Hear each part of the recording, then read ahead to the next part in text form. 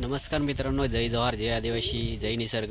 तर मित्रांनो, आजच्या व्हिडिओमध्ये आपण करवंद जो रानमेवा आहे त्याच्यापासून चटणी कशा पद्धतीने केली जाते ती पाहणार आहोत. तर खूप चविष्ट अशी चटणी तयार करणार आहोत आपण. पाहूया पुढे. तर मित्रांनो, करवंद ठेवण्यासाठी हा बघा अशा पद्धतीने जुगाड केलेला आहे. लहानपणी आम्ही यामध्येच करवंद ठेवायचो. तुला दाखवतो पुढे.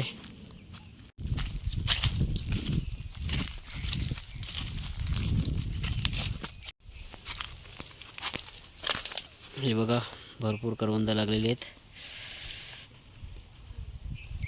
अजून पुढे दाखवतो तुम्हाला.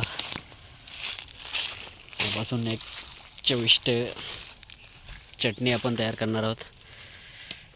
भरपूरशी सारी लागलेली आहेत, लहान मोठी. तर मित्रांनो, मी पहिल्या व्हिडिओमध्ये दाखवले होते या झाडाला भरपूर फुलं आली होती आणि आता करवंदसुद्धा भरपूर लागलेले आहेत. हे मे महिन्यामध्ये पिकतील. कच्ची असताना याची सुंदर चविष्ट चटणी तयार केली जाते. ग्रामीण भागामध्ये बऱ्याच ठिकाणी करवंदाची चटणी ही मोठ्या प्रमाणात खाल्ली जाते. तर आपण करवंद काढून घेऊया.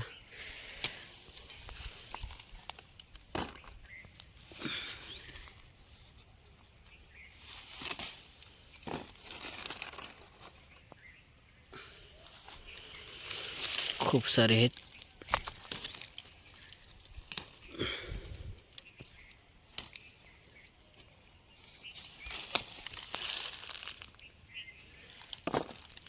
मित्रांनो, तुम्ही कधी करवंदाची चटणी खाल्ली का?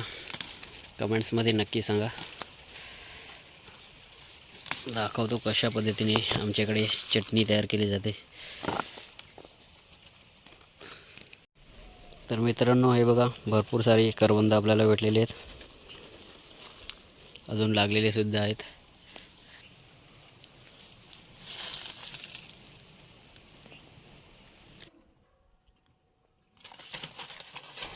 सर्वप्रथम ही करवंद आपण स्वच्छ पाण्याने धुवून काढणार आहोत, जेणेकरून त्याच्यावरचा कचरा जो आहे, घाण वगैरे असेल ते सर्व निघून जाईल. स्वच्छ पाण्याने धुवून काढूया.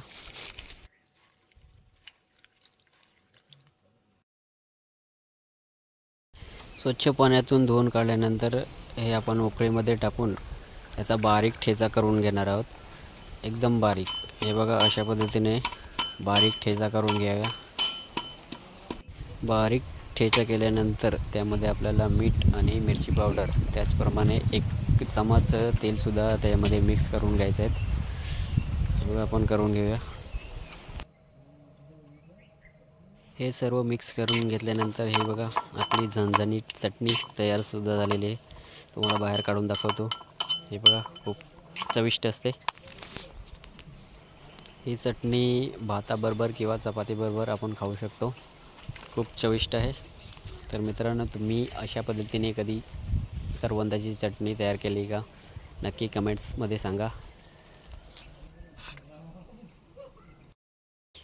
मित्रांनो, अशाच नवनवीन व्हिडिओ पाहण्यासाठी चॅनलला सबस्क्राईब करा, लाईक करा. भेटूया आपण पुढच्या व्हिडिओमध्ये.